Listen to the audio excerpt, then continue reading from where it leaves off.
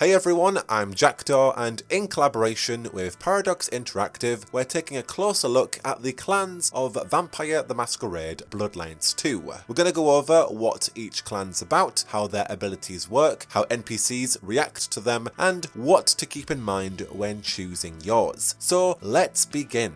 Now you actually won't pick a clan until the start of Quest 2, in Chains of Lead and Gold. This is where you can preview each clan's abilities, passives, perks, and their mastery rating before you decide to lock in. And if you ever want to revisit this moment, you can load the save called In Chains of Lead and Gold at any time. It drops you right back before this decision. Now each clan has a mastery rating, basically how tricky it is to master their playstyle. Easy clans like Ventrue are built to feel powerful straight away. Harder ones like Banu Haqim or Lasombra take practice and timing to get right, but when you do, they are devastating. We'll go over how that difficulty translates in the clan breakdowns. It's worth mentioning that every Nomad starts with the same base powers, including heightened senses, which essentially helps you spot hidden details and track enemies. Where clans begin to branch off is in discipline affinities. Affinities don't unlock new powers instantly, but they make out of clan abilities cheaper to learn with ability points. For instance, Banu Haqim naturally have an affinity for blood sorcery, so Tremere powers are easier for them to pick up. On the other hand, Toreador lean into agility and brawling, meaning some Brujah abilities come naturally to them. Abilities are generally designed like modular pieces. Mix, match, and experiment to find combos that fit your playstyle. It's all a part of the fun.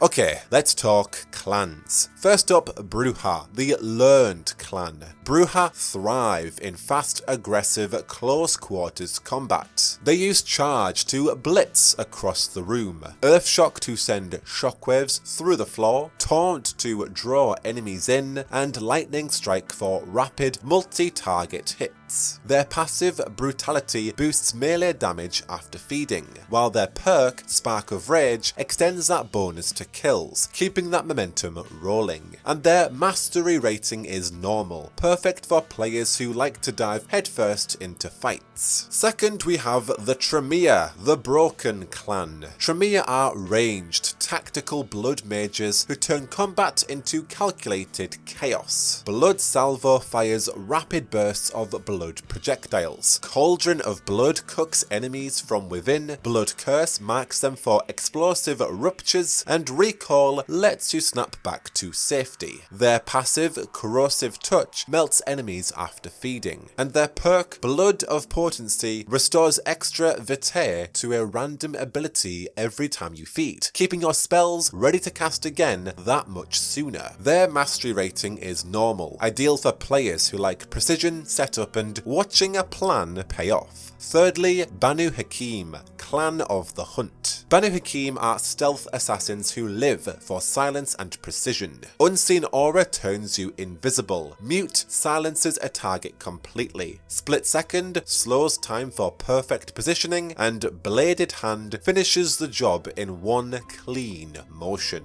Their passive, Silence of Death, makes all actions inaudible after feeding, and their perk, Prowl, lets you sprint while crouched. Now their mastery rating is hard, rewarding for players who want clean, surgical stealth kills and flawless execution. At number 4, we have Ventrue, Clan of Kings. Ventrue specialize in control, influence, and sheer authority. They use mass manipulation to command crowds, possession to turn enemies against each other, terminal decree to issue kill orders, and cloud memory to erase witnesses. Their passive, Flesh of Marble, hardens the body after feeding, and their perk, Resilience, restores more health during it. Their mastery rating is easy, best for players who enjoy control, strategy, and never losing their composure. At number 5, we have Toreador, the Clan of Divas. Toreador are agile fighters who thrive on charm, movement, and flair. Entrancing Kiss turns foes into allies. Blink lets you instantly reposition. Blurred Momentum heightens your reflexes, automatically deflecting melee strikes as you move. Like a built-in counter stance that lets you slip through attacks instead of taking them, and Beckon lures enemies closer. Their passive, Cat's Grace, boosts movement speed after feeding, and their perk, Fleetness, lets you reuse relocate abilities more freely. They still cost blood, but your blood pips slowly refill over time, so even when you're not feeding, those abilities recharge naturally. And their mastery rating is normal, suitable for players who like elegance, speed, and reactive combat. Lastly, we have Lasombra, the Night Clan. Lasombra command Shadow itself, stealth, power, and pure intimidation. Arms of Ahriman pins targets in place. Shadow Step lets you teleport through enemy silhouettes, always placing you on the far side of whoever you're facing, which makes it perfect for slipping behind a target and landing a clean stealth kill. Glimpse of Oblivion spreads fear, and Enter Oblivion drags foes into the void with you. Their passive, Shadow Cloak, boosts stealth after feeding, and their perk, Stygian Shroud, makes mortals unable to harm you while feeding. And just like Banu Haqim, their mastery rating is hard, built for players who love precision, timing, and power that demands respect. Now, your clan choice also changes how people treat you. NPCs in Seattle follow their own biases. For example, former Prince Lou likes Ventrue, but isn't a fan of Tremere, and Isabella immediately calls out the Banu Haqim for their bloodthirsty reputation, but her tone softens if you're someone she respects or relates to. If you're a Toreador, she recognizes you as one of her own, unlocking a unique dialogue path that reflects your shared appreciation for art, something that may come back to help you later on. And then we have Fabien, the Malkavian detective living rent-free in your head. His powers make him unusually good at working alone and getting to the truth. He can use Mask of 1,000 Faces to appear as someone else, perfect for questioning suspects or slipping into places he shouldn't be. With Spirit's Touch, he can investigate objects or corpses by talking to them and uncovering what they've seen. Scry the Soul lets him read a person's aura to sense their emotions and whether they're lying or hiding something. And Forgetful Mind lets him wipe recent memories, especially handy if you push too hard in an interrogation and hit that point where someone decides they're done talking.